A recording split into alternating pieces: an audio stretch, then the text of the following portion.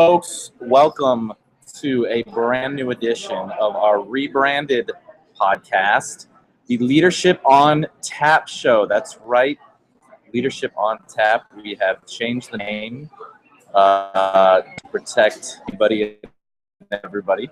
We are undergoing a little bit of a rebranding. We took a step back. Achievement Online Radio Show was very well received for the 8 episodes that we did, but we've taken a step back and decided to mix 2 of really some of the most interesting and fascinating things: leadership, which we've been talking about already, and now we're going to start talking about beer, special brews, if you will. We're now recording live on location at Engine House number 9 in Tacoma, Washington. Now, if you've never been to Tacoma, that's okay. We'll tell you all about Engine House 9, but it is one of our local pubs here in Tacoma, and this is a series of episodes we're doing for the Leadership on Tap show, where we are going to be recording live on location at places like this. And instead of just bringing you chats about leadership development and peak performance and all the different topics that we've been covering over the first 8, so I'm going to mix in to the mix here with, we're going to review a brew each week. So whether that's a beer, whether that's a coffee, whether it's a micro distillery, we're going to find ourselves all around Western Washington here, checking out some pretty cool places like Engine House number 9. So we want to start off by telling you that this episode is brought to you by Engine House number 9. You can find them at thehouse9.com. And Sarah, the manager here tonight, has been gracious enough to allow us to record live on location. And Tristan and I are sampling a couple of beers, and so we're going to transition over to our brand new segment, the brew of the week. So Tristan, take it away with our brew of the week, brother. Yeah. So hey, it's Tristan Manning. Glad to be here. This is awesome. So as we talked to Sarah and the waitress Maggie, there are 3 flagship brews they have here, and one of them they're out of, so we couldn't get. But Mike and I decided to take one of the 2 that were available. And Mike's got the you've got the Dawn of All Time, which is an IPA. It's actually fairly tasty, I'll be honest. Had I not ordered the White Belgium, which is right here, I would have got the Dawn of All Time. So 2 of their flagships, very tasting beers. Real quick, I want to talk about this White Belgium. This White Belgium is very, very tasty. I will say on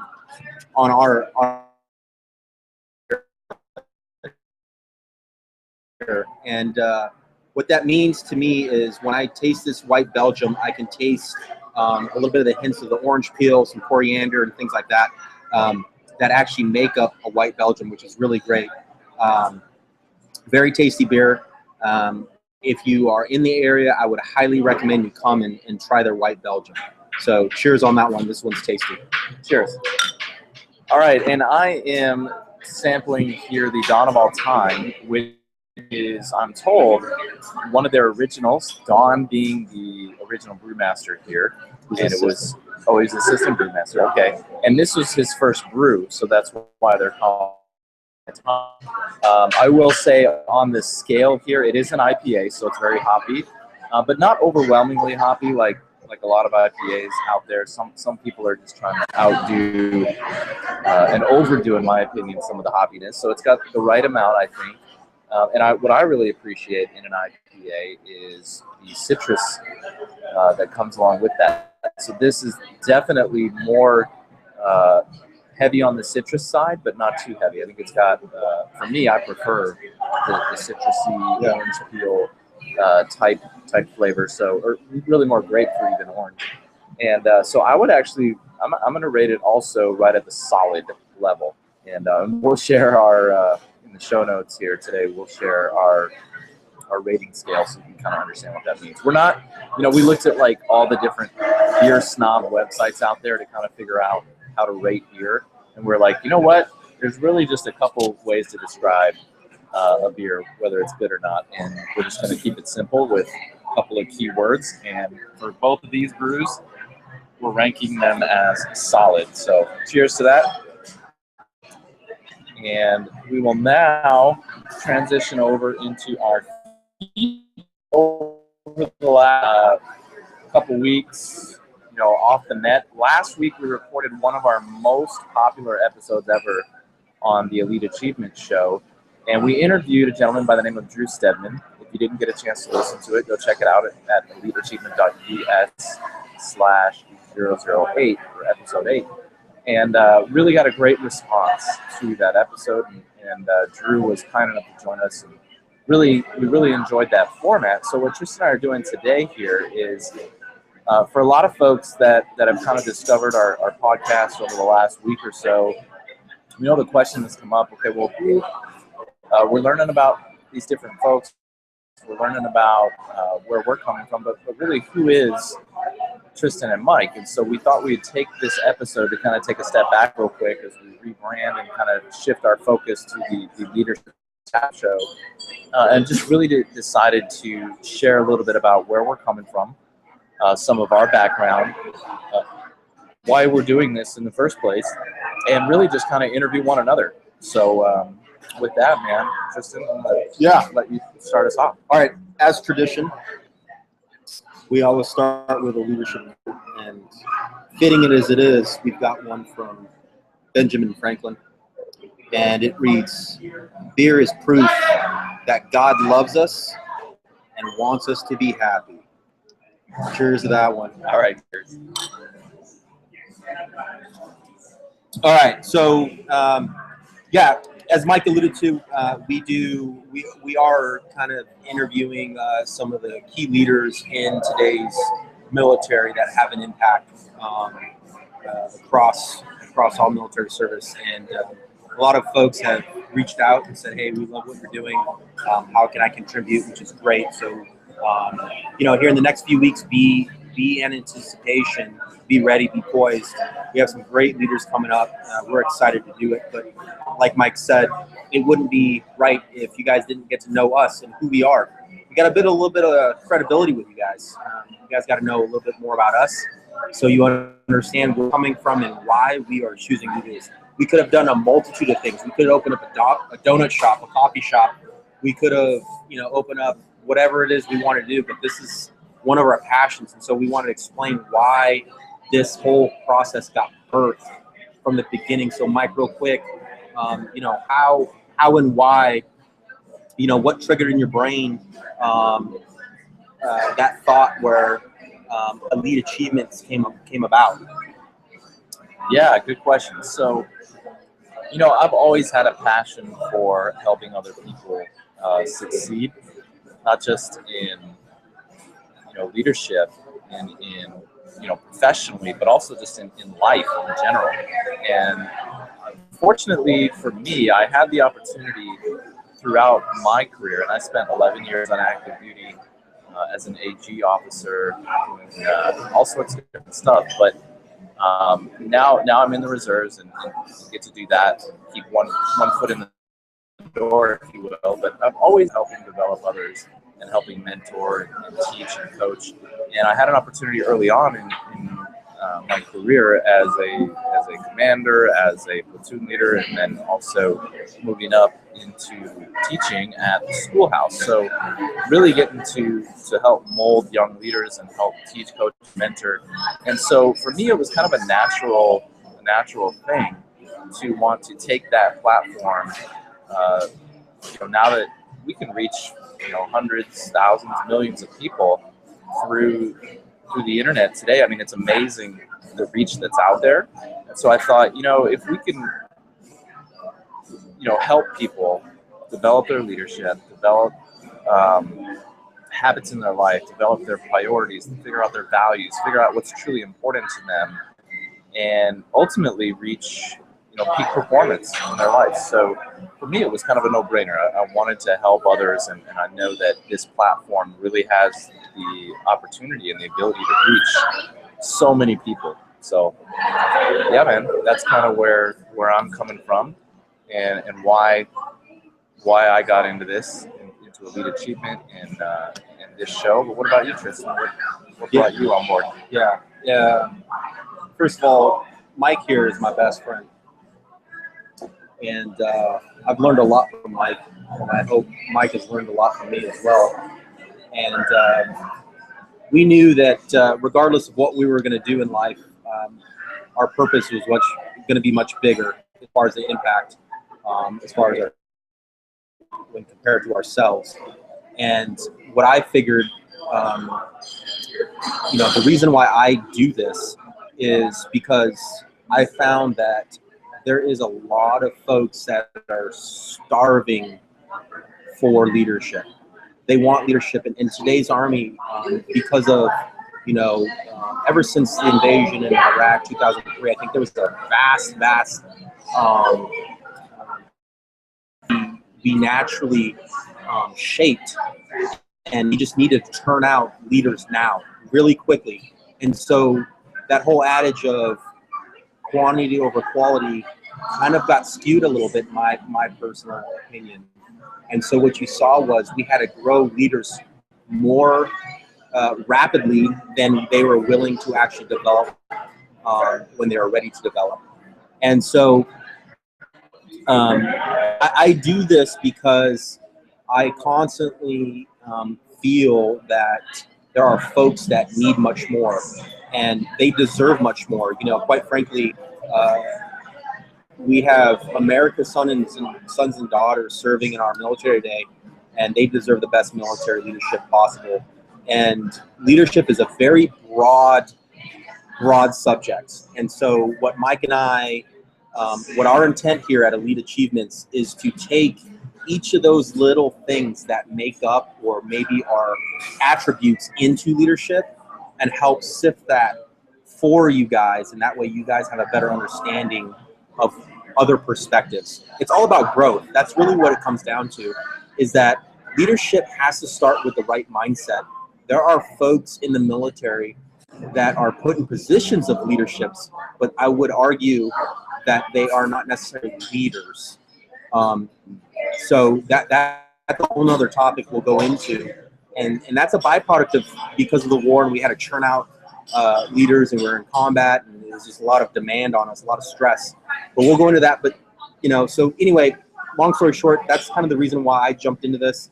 And I felt like I wanted to give back. There's a lot of things that we could give back as far as knowledge, information, sharing of just great information nuggets and wisdom and knowledge that, quite frankly, a lot of people deserve. They deserve to know what they can do. And the other thing is that why limit yourself? I've always been one of a believer, before I've even gotten into the military, that why live a substandard life? Why settle for what the status quo is? If you certainly feel like, you're trudging along, and I'm not saying every day you're riding, mile high here and you're going real on full engine blast, but there are leaders out there that need to kind of step aside. So folks that really have the right mindset, that want to be developed, can be developed properly. And that's another reason why I'm doing this. So, yeah. Nice. And just as a kind of a side note here, it's been fun to see the response online and folks that we meet in person, that this is actually stretched beyond just the military. I mean, obviously our focus is helping military veterans, those that are serving and those that are no longer serving. But what we found is leadership is really universal. Tristan and I both are now in positions where we are in sales, and we are out and about meeting business owners every single day.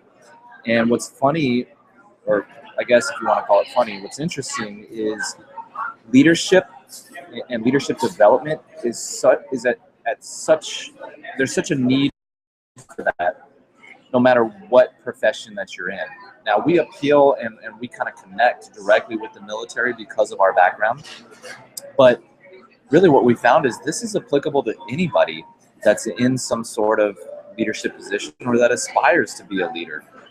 This is not just for, officers in the Army or officers in the Air Force or the Navy or senior non-commissioned officers. This is not what it's about. I mean, that's a huge segment of folks, looking at our analytics online and people who are listening. We know that that's the vast majority of those of you out there that are listening, but we've also found that we're connecting with folks out there that are in leadership in business, in sales, in marketing, in administration. It really doesn't matter because leadership is universal. And what appeals to me and to Tristan, what appeals to people I think that are out there and discovering us is we're not to tell you you need to do this or you need to do that. We're here to actually help develop you, and whether that's through our words and what we're talking about here on the podcast, or some of our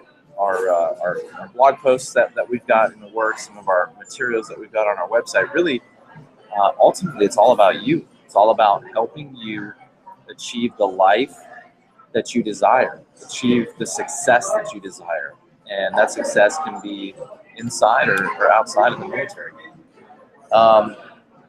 So Tristan, I'm going to ask you a couple of quick questions. Yeah. First of all, just people can go onto our website, they can read our bios and all that, but kind of walk us through your history in the military and, give us a little background, maybe some street cred, if you will, on where you're coming from in terms of your military career and the leadership opportunities and positions that you had in the Army. Yeah, so I was never prior enlisted, although my dad was an E9 in the Navy. He was a boatswain's mate master chief, old salty sailor, raised us that way, me and my brother. So I kind of had a taste of the military lifestyle. My dad was in the Navy. We bounced around Japan, Philippines, and Washington State. Nevertheless, went into college, did some wrestling, did RTC, and that's when I got commissioned in the Army, and I got my first pick, which was Medical Service Corps, what I wanted to do. But from there, my first duty station after OBC was Fort Drum, New York, with 1st Brigade Combat Team out of 10th Mountain Division in upstate New York. Immediately deployed to Iraq, deployed as a platoon leader there, came back, and then got stationed over at Fort Lewis, where I took my first command as a first lieutenant. I was a commander of an HHC company, and did that well, and then served some time as a battalion assistant S3, and then a battalion S3. So I did all your staff jobs, if you will. It was never an S4, S6, or anything, obviously like that. But anyway, kind of just summarize it. I've had 3 commands, totaling about 61 months of total command time, and so that TDA units, MTO units as well. Deployed to Afghanistan once, Iraq twice, and loved it. I actually, a lot of people are like, dude, that's insane. Like you commanded 3 times, total 61 months. It's just a little crazy because, that's the only thing I really liked. Most of the folks, most of the officers that are listening, they can understand that, command is very tiring on you, and can take a lot of toll on the individual. You do a lot of sacrifice. It's a hell of a lot better than being a staff officer.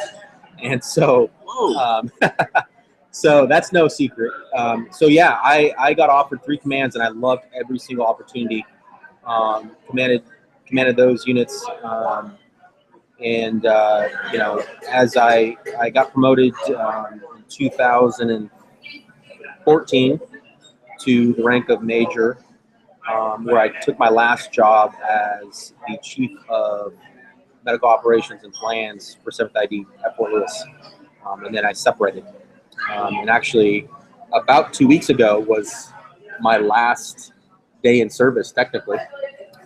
So I'm no longer a service member, if you will, but a veteran. So, obviously, Mike, you asked about the kind of that street cred. Obviously, I was a platoon leader, staff officer. I did a bunch of staff work, but commander of 3 units is my kind of forte, and that's what I love. I love being a commander. I love influencing those squad leaders and above, and building teams. And certainly, I wouldn't have had the experience that I had I not been surrounded by great Army leaders, both on the NCO side and officer side. So I can't take any credit myself, because those folks really had shaped, and I'll go into detail later on as we go forward by name who those folks were, as they get to know a little bit more about me. But definitely picked up a lot of stuff from each individual person, that kind of service member that I worked with, or worked for. But anyway, yeah, Mike, over to you. What about you? What about you? History. Why did you join AG? What'd you do after you were a postal platoon leader, and kind of what are you doing now? Yeah, so I actually chose that branch, and my whole intent going into the Army was I want to do something that's useful and marketable outside the Army, because I was gonna do 4 years and leave the Army. But things changed. I kind of fell in love with the Army, and really enjoyed the atmosphere. Enjoyed really, I think looking back on it, and still serving in the reserves, what I've enjoyed the most is the leadership development, is the the growth that being in leadership and being in this profession affords us. So I did the platoon leader thing, and was offered a command early on as a first lieutenant, and then as a captain as well. So was able to do that, enjoyed that as well, and then spent the rest of my career kind of on the other side of the Army, teaching at the Basic Officer Leader course for the Adjutant General School, and also the Captain's Career course. So really got to be in positions of developing the next generation of leaders, and helping them get off to a good start. And then did a lot of the staff jobs as well as an S1. That's kind of the bread and butter for my corps and the AG corps, and did some S3 time as well. And my last job on the active side of the Army was kind of the Wizard of Oz deal, seen behind the curtain at the Department of the Army Secretariat, where we do all the centralized promotion boards for the Army. So really had an exciting, fun, interesting career on active duty. And now I get to spend time with the cadets in the ROTC land at Pacific Lutheran University here in Tacoma. So Little PLU. Yeah, that's what I get to do on the reserve side. But, go Lutes. Yeah, go Lutes. So, really, if you could kind of sum up the theme of my active duty career, it's really been to help teach, coach, and mentor, and develop the next generation of leaders. And that's why naturally this was a good fit. This was a natural fit for me, doing something like this and helping others out there develop as a leader as well. Awesome. Yeah, and those are just two kind of summaries of me and Mike's background, and we just kind of want to let you know a little bit more in depth about basic question when you go in front of somebody. Hey, tell me about you. What have you done? Mike's deployed, obviously. He's been a commander. He's done all the staff jobs as well. And so we both kind of just want to let you know that we've been through it. We've been there. And what we want to do is kind of show you that there is much more to be offered as far as leadership potential and leadership optimization that you can tap into, rather than just going through the daily grind. And because everybody else is doing it, you have to do it too. Yeah. Quite frankly, everyone would say it's very, very hard to find exceptional leaders in today's Army, and there's a specific reason for that. And if you're doing the everyday thing or the thing that everybody else is doing because it's what the Army says or it's what everybody else is doing, so you're just kind of another one of the sheep, then you're probably not going to be standing out as an exceptional leader.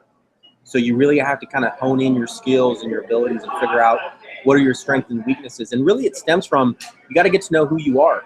What do you bring to the fight, right? What do you bring to the table? What do you have to offer, and what are your weaknesses, so you can kind of grow those, if you will. Spend some time on those things and develop yourself.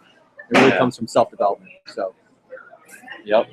So this episode was kind of, a little bit off the cuff. We just really wanted to share some of our personal story and where we're coming from. But really, what does it all mean, right? So we talk about all these kind of big picture leadership, pie in the sky stuff, right? But really, what does that all mean? Well, the good news is we're excited about what's coming up here on the Leadership on Tap show. We've really got some exciting stuff coming up in terms of talking about some topics more specifically.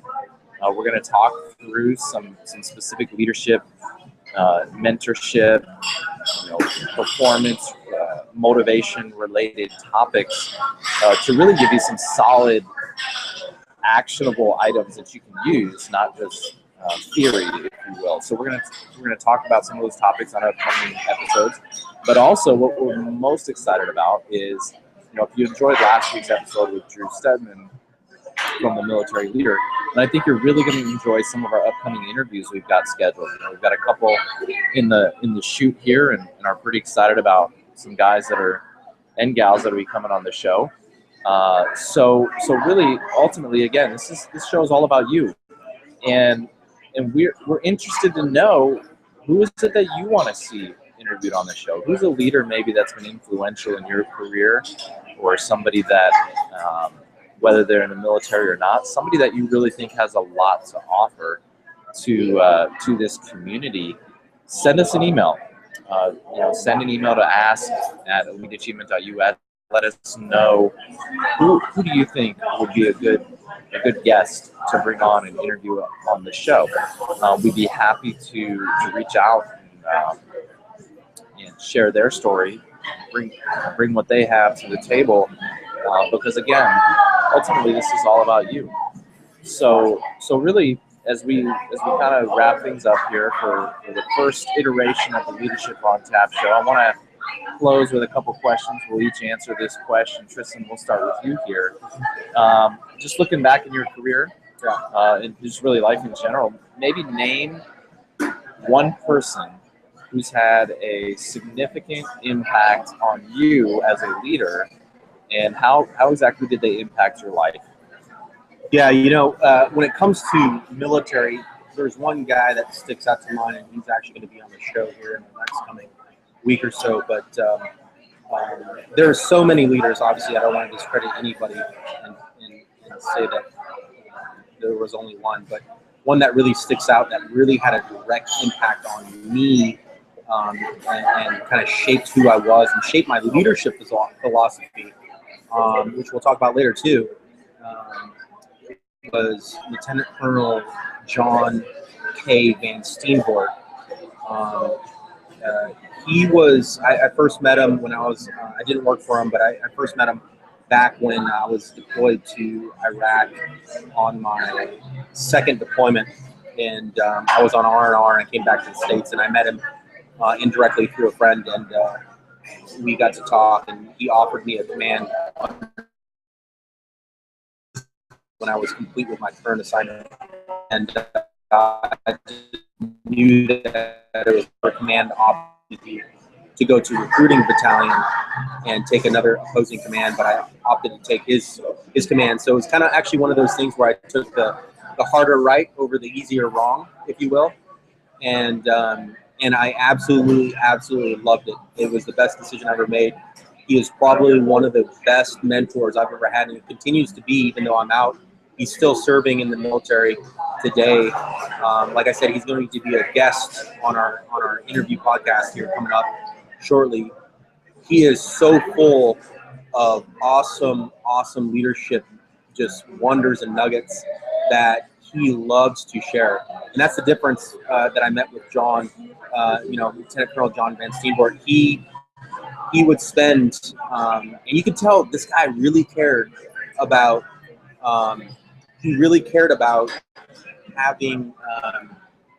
having the development, placing focus on the development of his company commanders underneath him.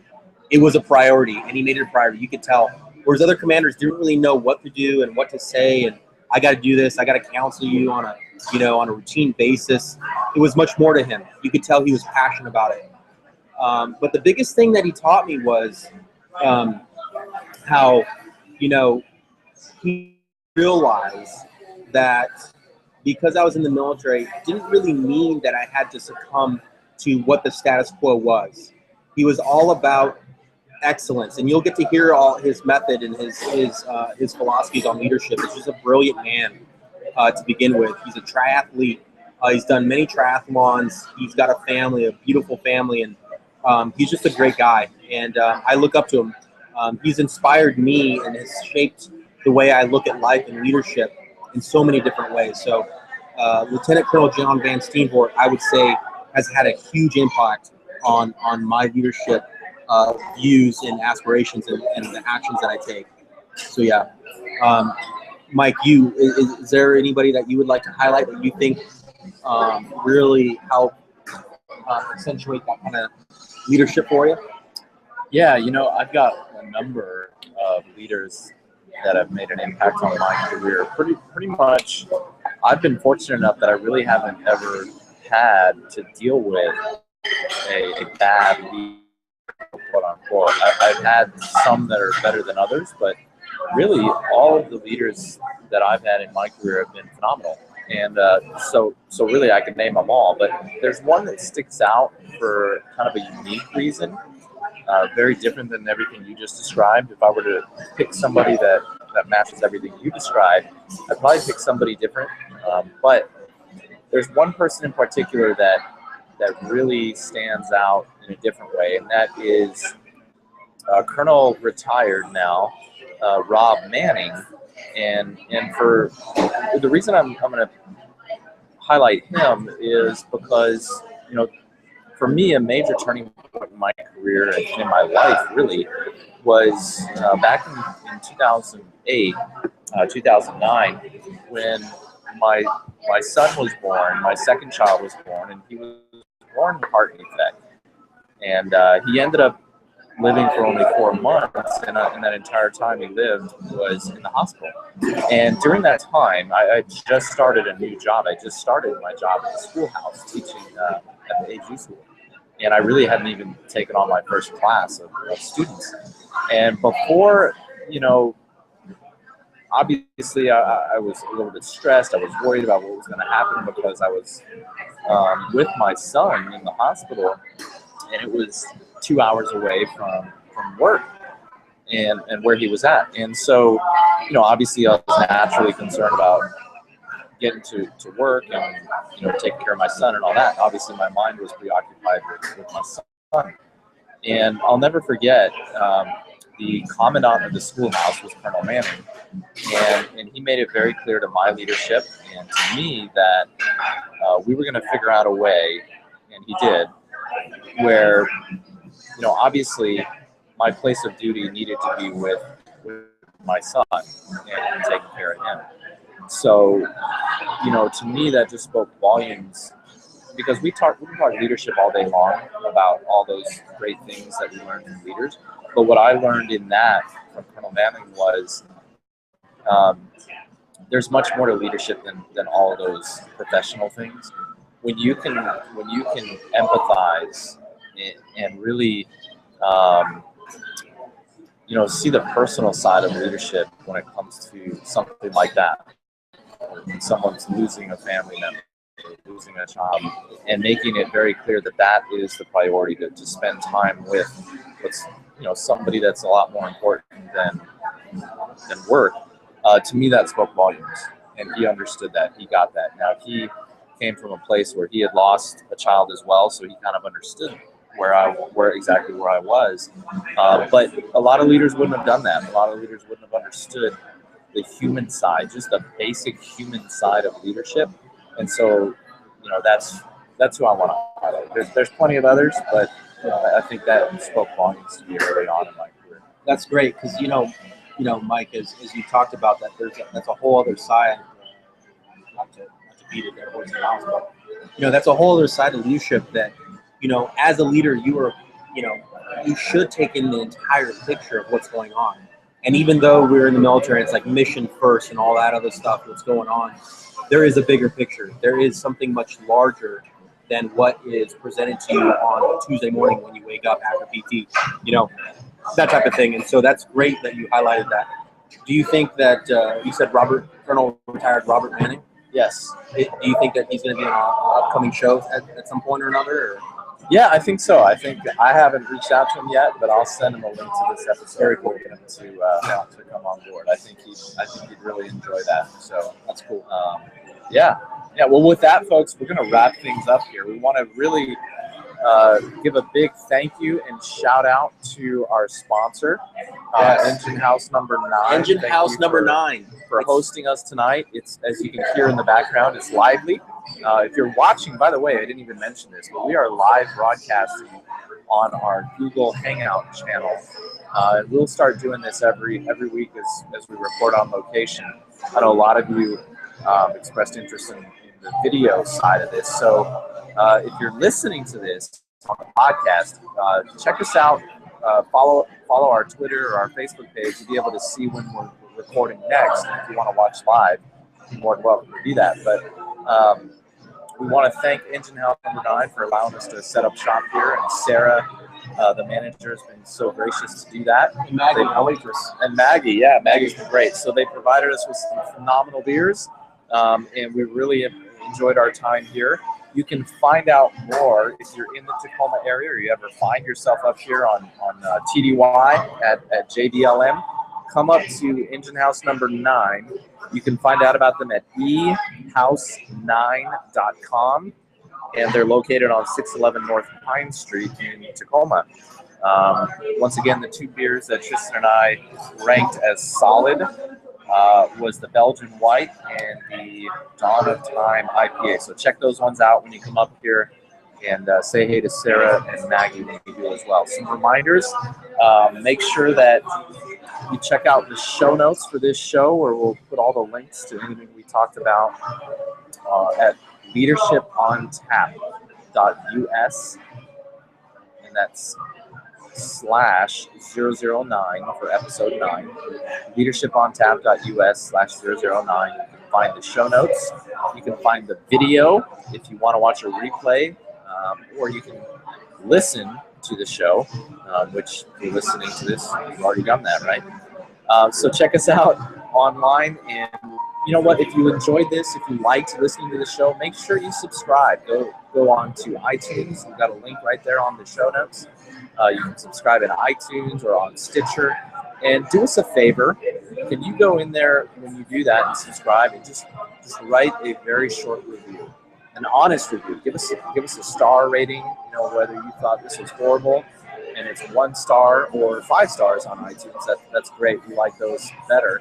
But give us an honest review, because the reason we ask you to do that and specifically call that out is because it helps other people like you discover the show. iTunes has this fancy algorithm on how other people discover shows. So if you go on there and do that, that helps us get some exposure and helps other folks figure out where we're at. Speaking of exposure, share this with at least one of your friends that you think would benefit from something like this. Learning more about leadership, and maybe it's somebody that, a team leader, squad leader, platoon sergeant, all the way up. It doesn't matter. But share it with one person you might know in your sphere, and say, hey, listen, these guys got something going on. Check it out, and forward it over to them. So we appreciate that, guys. Absolutely. So until next week, folks, enjoy your week, and we are excited to chat. Until next week, cheers. Cheers. Victory's near. Victory's near.